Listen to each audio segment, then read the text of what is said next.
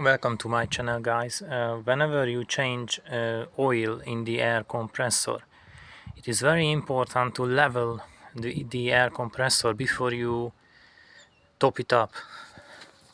You put small level like this and you play with it until it's level, this direction and also that direction. So you turn this thing and you check the other way as well. And once it's level, you have to do whatever you can,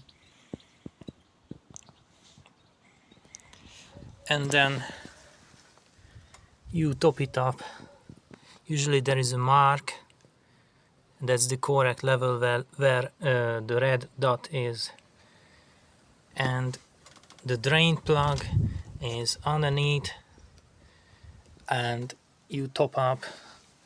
Usually you have something like this where the top up opening is, and you need an extension for the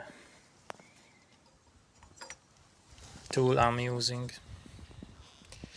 As far as the oil goes, I use this one here, which is designed for compressors, but you can also use 15W40 mineral, very important, mineral engine oil. That's what I've been told. Obviously I'm not an engineer, I'm a vehicle technician, and I use this small compressor actually because it's easy to carry around